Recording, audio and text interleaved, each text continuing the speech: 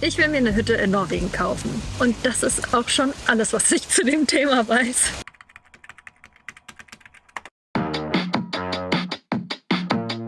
Letzten Sommer bin ich in diesem kleinen Golf, den ich spartanisch zu einem Camper umgebaut habe, auf einen Roadtrip gefahren, der mein Leben völlig verändern sollte. Die vorherigen 5 Jahre habe ich in verschiedenen Vans gelebt und die Welt bereist. Doch kurz vor Aufbruch in dieses neue Abenteuer ist meine Seelenhündin gestorben, die mich 15 Jahre lang begleitet hat.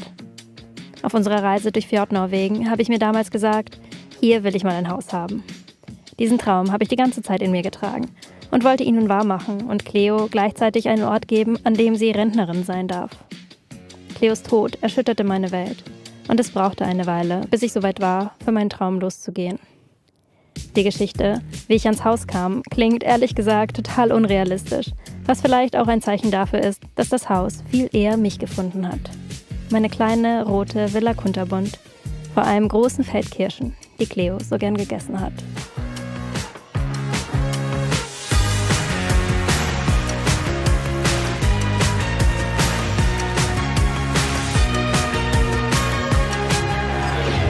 Im September zog ich ein und war plötzlich nicht mehr Vicky und Cleo, die Nomaden, sondern allein in meiner abgelegenen Hütte in Norwegen.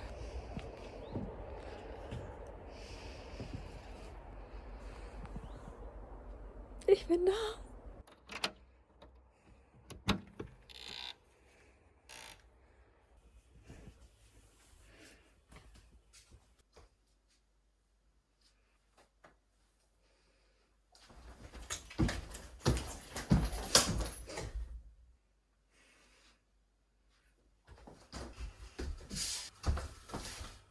Mir gehört jetzt ein Haus.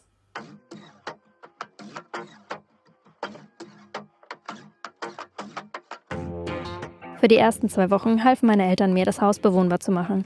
Vor allem haben wir geputzt, den Keller ausgeräumt, die Treppe freigemacht, uns um das verstopfte Abflussrohr gekümmert und es mit der korrekten Steigung wieder angebracht. Vor der Terrasse haben wir eine Treppe gebaut aus Stein und einem Sack Ausgleichsmasse, die wir auf dem Grundstück gefunden haben. Und drin haben wir die alten Möbel geputzt und umsortiert. Ich habe das Haus inklusive allem gekauft. Das heißt Möbel, Bettdecken und Küchengabeln. Aber eben auch mit einer ganzen Menge Müll.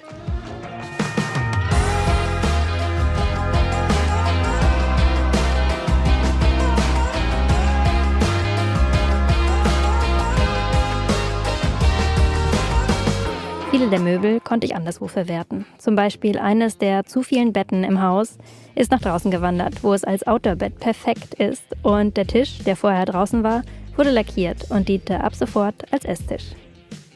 Als meine Eltern fuhren, war das Haus deutlich wohnlicher und fühlte sich auch schon richtig an wie meins. Ab hier ging es langsamer voran. Alleine schaffe ich natürlich nicht so schnell. Und außerdem durfte ich auch die Geschehnisse und Erlebnisse der letzten Wochen sacken lassen und verarbeiten. Und während ich weiter putzte, Möbel verkaufte und verschenkte, um in dem kleinen Häuschen mehr Platz zu schaffen, die Einrichtung rearrangierte, um es gemütlicher zu machen und das Grundstück von Zeug befreite, mit den Mitteln, die mir zur Verfügung standen, wurde es langsam Herbst. Hier unten regnet's. Und dann kann man sich ja vielleicht denken, was da oben in den Bergen passiert.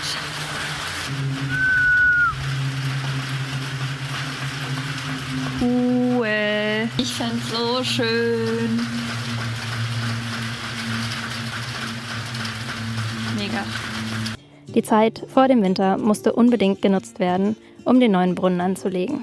Mein Nachbar hat einen Baggerbetrieb und wir mussten im Zickzack vorbei an großen Felsen eine neue Grube graben, um eine neue, beheizte Leitung vom neuen Brunnen ins Haus zu legen.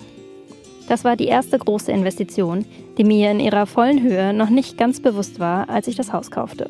Das nächste war das undichte Dach. Hier gab es ein paar Stellen, an denen es tropfte und was unbedingt mit professioneller Hilfe in Ordnung gebracht werden musste. Denn der Herbst bringt auch eine Menge Regen.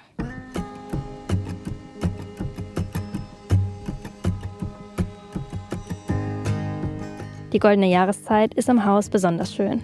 Die strahlenden Farben ringsrum, die schneebedeckten Gipfel, die mystische Stimmung, wenn die Wolken durch die Berge ziehen. Und die erste Apfelernte. Wer den Herbst mag, der sollte unbedingt vorbeikommen. Denn hier bekommt man wirklich die volle Ladung, inklusive Hügge-Feeling, wenn man sich vor dem Kamin in eine Decke einkuscheln kann. Für mich hieß es letzten Herbst vor allem auf den Winter vorbereiten. Ich war ziemlich spät dran mit dem Holz, habe aber noch eine der letzten Lieferungen abstauben können. Immer mehr Möbel durften das Haus verlassen und nach zogen neue Elemente ein. Das Haus war in einem super Zustand für seine 120 Jahre. Es gab zwar viel zu tun, aber nichts, was muss. Ja, die Fenster waren einfach verglast. Ja, die Treppe ist zu steil und knarzt ganz laut. Die Küche ist nicht hochmodern und das Bad ziemlich hässlich. Aber alles Dinge, mit denen man sich jetzt nicht unbedingt beeilen muss.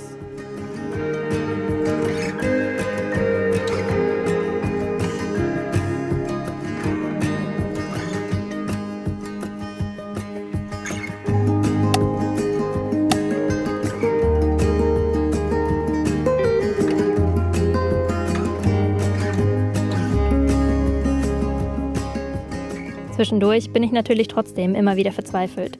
Zum Beispiel, als die neue Pumpe Dreckwasser ausspuckte und alles verstopfte.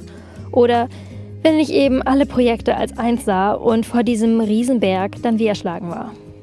Doch es ging immer weiter und jede Hürde Schritt für Schritt zu nehmen, ist nun mal nach wie vor die beste Methode, Dinge zu schaffen. Und es gab viel zu tun. Meine Vision für das Haus war es gar nicht, hier selbst einzuziehen.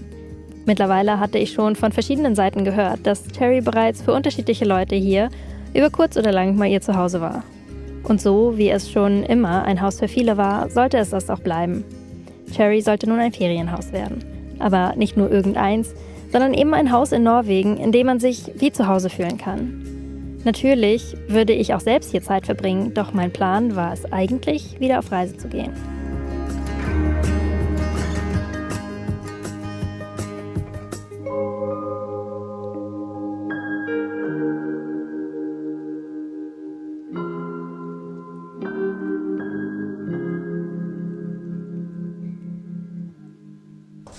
So, jetzt aber, zu guter allerletzt, kümmern wir uns um meinen neuen Mitbewohner. Ich habe eine Maus im Haus. Dass die Mäuse Schutz suchten, bedeutete vor allem eins: der Winter war da. Im Gegensatz dazu, was man vielleicht vom Winter in Norwegen erwartet, ist die kalte Jahreszeit hier doch relativ mild. Ich habe ein ganzes Video zu dem Thema gemacht und wie auch alle anderen Videos zum Haus, meinem Leben hier und auf Reisen, findest du erst auf meinem Kanal, den du auch gerne abonnieren kannst, wenn dir Videos wie dieses gefallen. Da ist das Nest, glaube ich.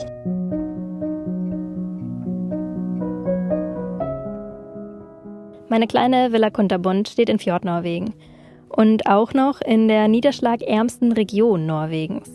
Das heißt, dass es hier weder unmenschlich kalt wird, noch viel zu viel Schnee fällt. Es ist also alles zauberhaft weiß und romantisch, aber dennoch auch angenehm zum Leben. Wenn man ein richtiges Winterabenteuer will, Skifahren oder Schneeschuhwandern, ist die Fahrt in die Berge nicht weit.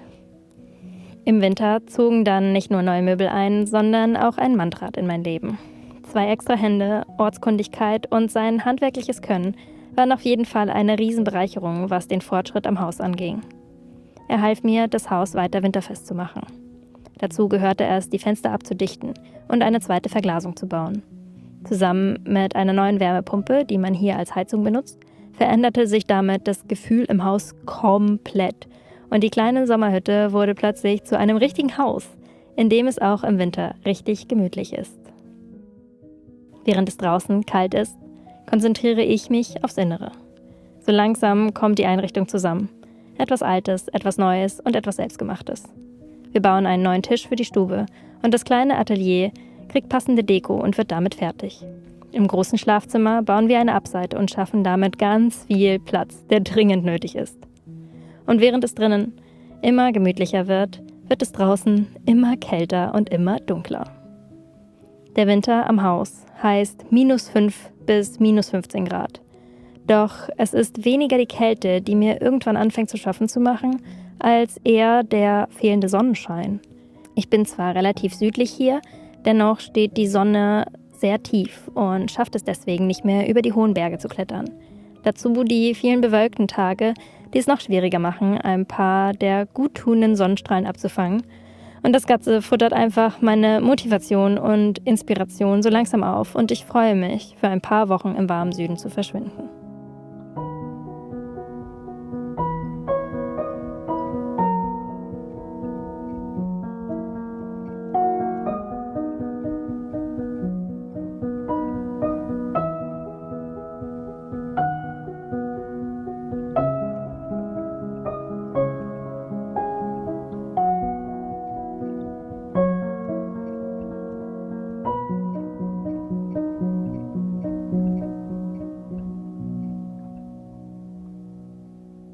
An dieser Stelle einen lieben Gruß vom Partner des heutigen Videos. Wenn du meine Videos kennst, dann weißt du, dass ich schon seit längerem mit EcoFlow zusammenarbeite. Mit intelligenten Batteriesystemen fürs Campen und für draußen hat sich EcoFlow innerhalb von kürzester Zeit einen Namen gemacht. Und jetzt gibt es ein paar Produktneuheiten und eins dieser neuen Produkte stelle ich dir in diesem Video vor.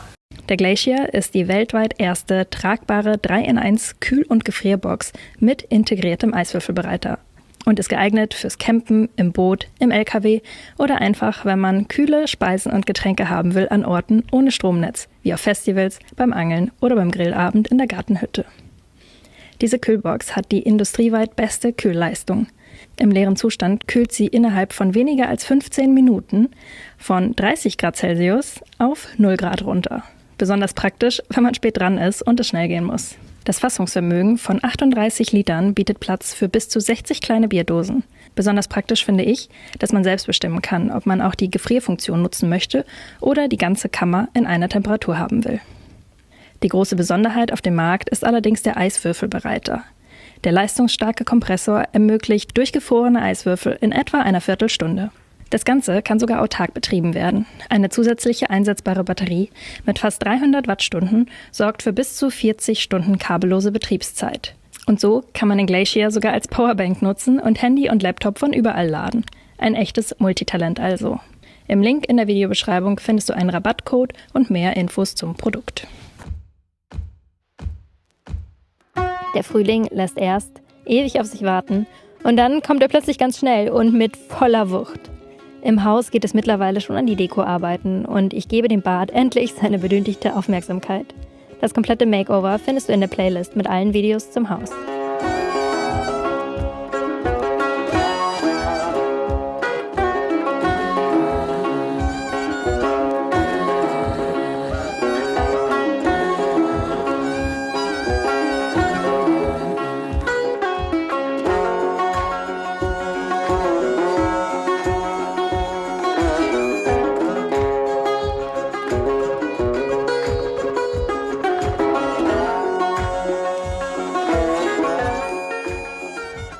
Es gibt noch einige Dinge, die ich am Haus fertig machen will. Die Treppe zum Obergeschoss darf neu und darunter hätte ich dann gerne ein langes Einbaumöbel. Das Dach vom Bad muss neu gedeckt werden und hinten im Garten will ich noch mehr Erdarbeiten machen lassen.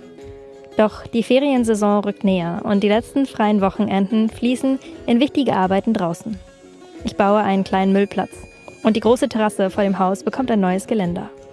Mittlerweile ist Sommer und viele Gäste durften schon den Charme Cherries genießen. Wenn du nun neugierig geworden bist und sehen möchtest, wie alles zusammengekommen ist, dann habe ich gute Neuigkeiten. Eine komplette Haustour wird das nächste Video.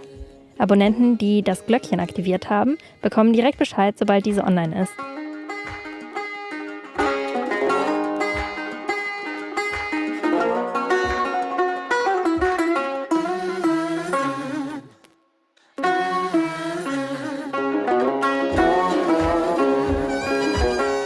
Ich freue mich, wenn du mich auch auf der folgenden Reise begleiten willst, denn wie es für mich nun weitergeht, das weiß ich selbst noch nicht so ganz genau. Norwegen hat mich schon ziemlich in seinen Bann gezogen. Oder vielleicht doch eher der Norweger. Was das für mein Nomadendasein heißt, finden wir vermutlich gemeinsam raus. Vielen Dank fürs Zuschauen und deine Zeit. Bis zum nächsten Mal.